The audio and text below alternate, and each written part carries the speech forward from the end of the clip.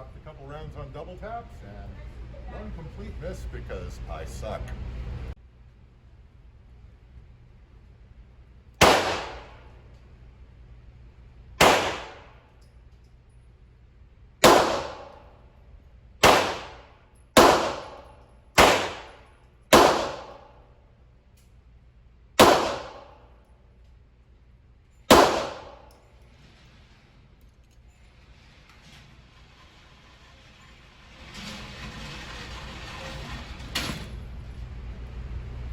Okay, that's quite an improvement.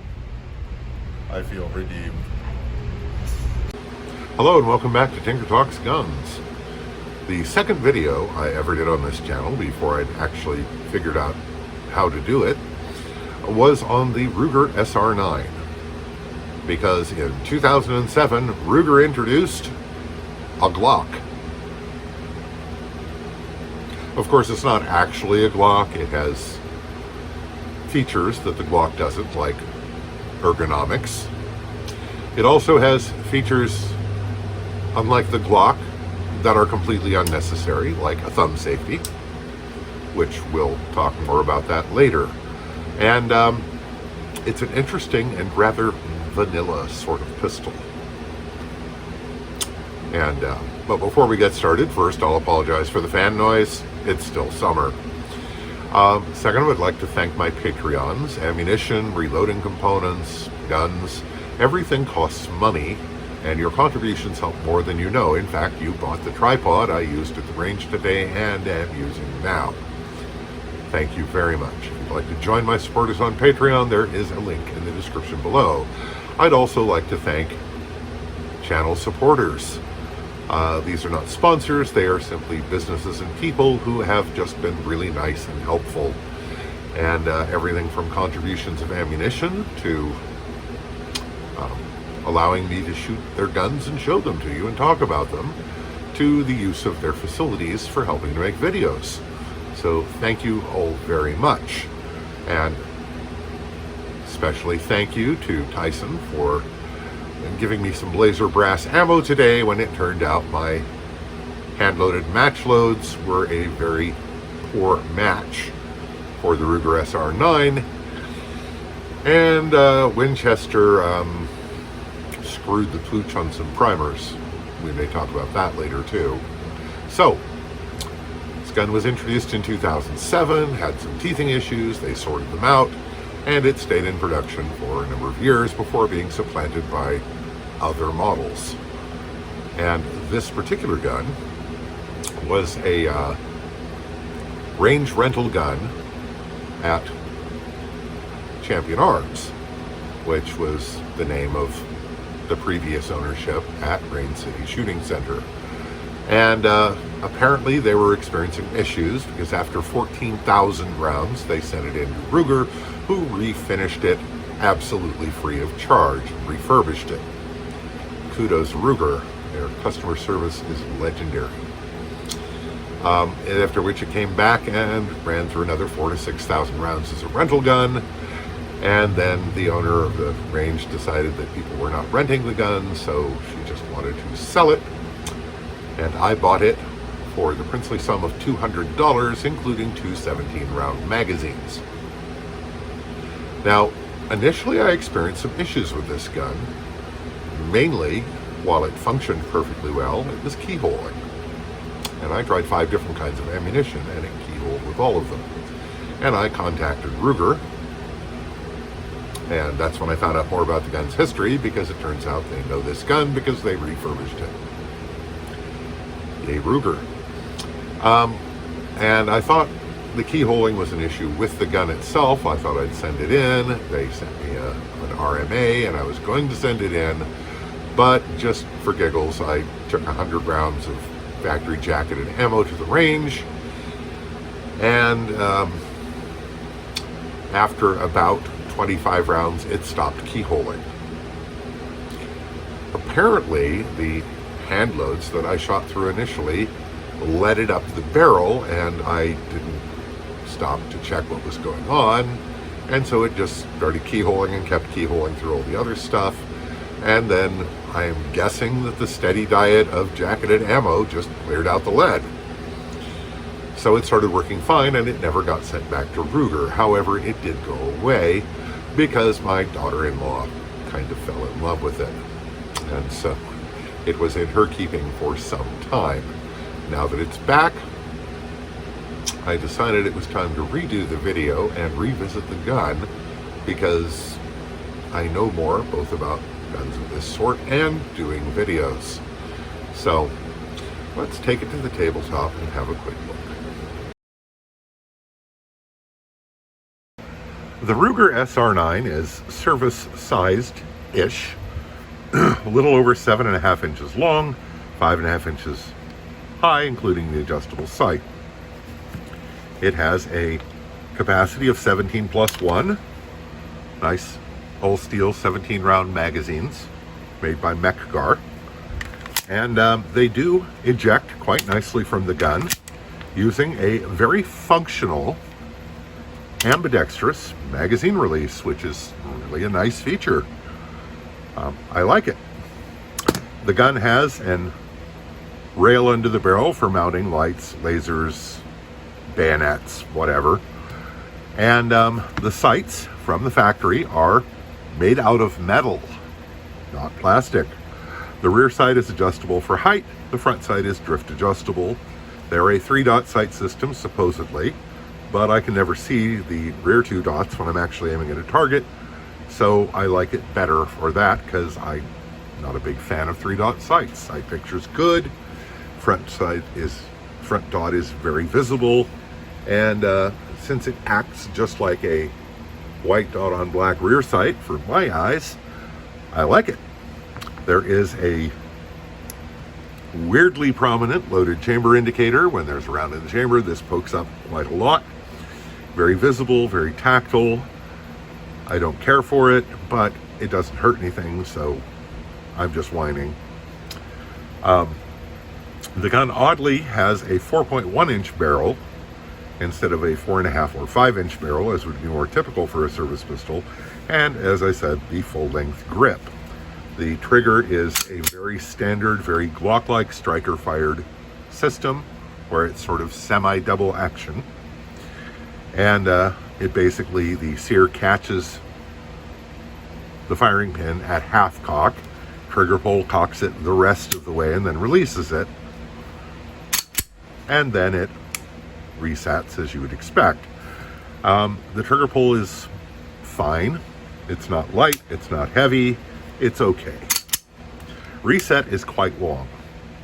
But while I'm usually a trigger snob, in actual shooting, it's fine. And of course, it has the obligatory trigger dingus, which Glock reintroduced to the world after it had been dropped in the early 20th century. The gun also features an ambidextrous safety, very positive in operation, pretty easy to operate, and it really annoys me because it's completely unnecessary, but it changes the way I have to use the pistol. Since it's there and can be swept on inadvertently, I have to treat it as if it's a 1911, which means riding the safety, which you can do, and it works fine.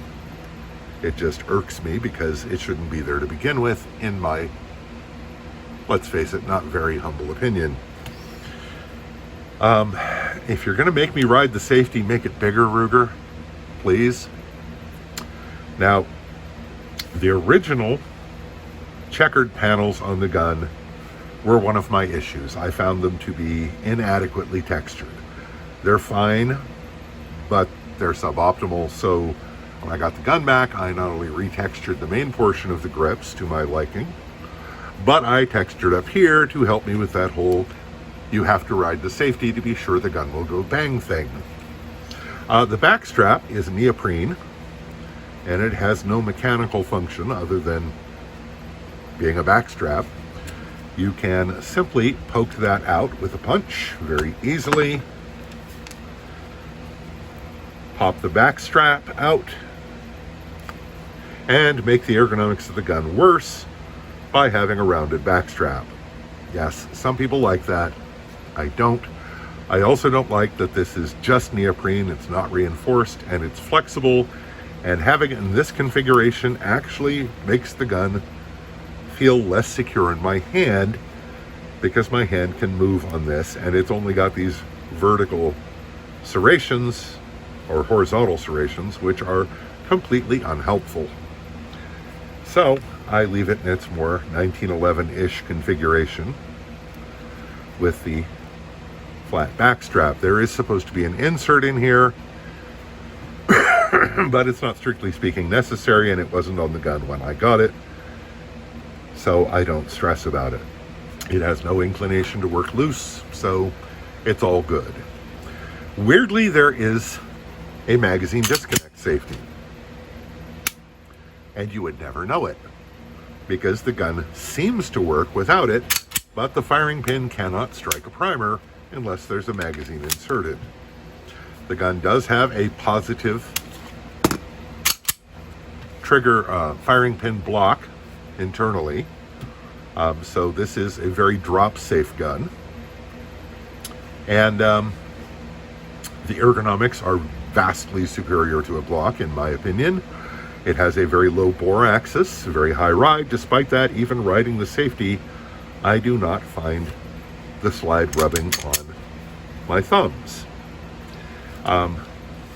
This piece I do not approve of because it's right where I want texture for my supporting hand thumb, but there's enough of a ridge there that it actually works pretty well.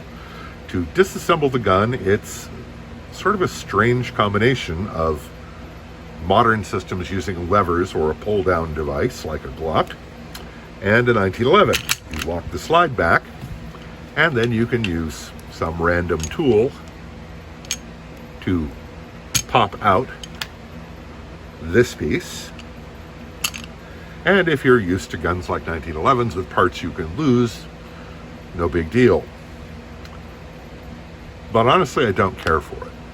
Then you have to reach in through the ejection port and push down the ejector, otherwise it will prevent the slide from coming off, which is kind of weird. Contrary to my earlier assertion, this is in fact a fully captured recoil system. It is still a polymer guide rod. It seems fine. Barrel comes out in exactly the fashion you'd expect. It's a cam type system, which I heartily approve of. And so has pretty much everyone else, except Ruger and their previous guns since 1930s. It does have a slightly expanded section at the tip, which I imagine helps with keeping everything nicely centered, because of course they can muck with that at the factory to get a good fit. Reassembly is exactly what you would think. It's the opposite of disassembly. And you leave this down and just put the slide on, lock it back, and stick this piece back in. And then release the slide, and you're ready to rock and roll.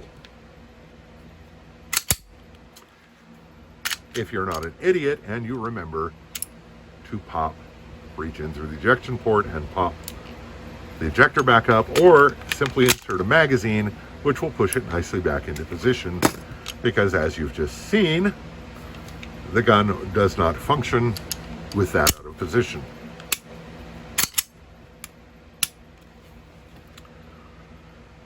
So, there it is. It's a pretty vanilla service type pistol, but it's good. It's very functional, it's very reliable, and it,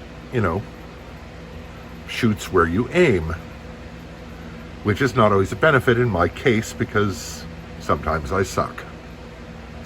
But overall, I like it. I can live with the safety. It's not great, but it's fine. And all the other features I pretty much like. It's, like I said, it's vanilla, it's basic, but it's all there and it all works. So,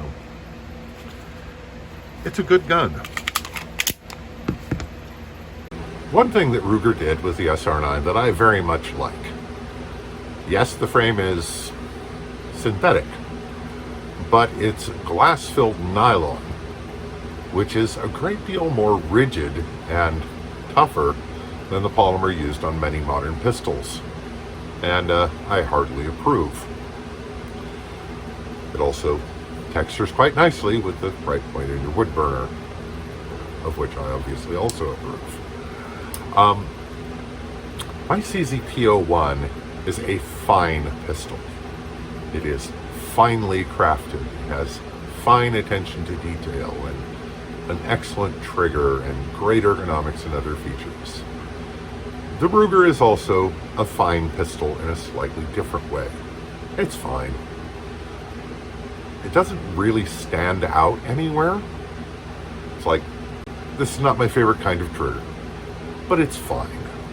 It has a grip safety, or it has a thumb safety, which I don't care for on this style of pistol, but it's fine. Accuracy, it's fine.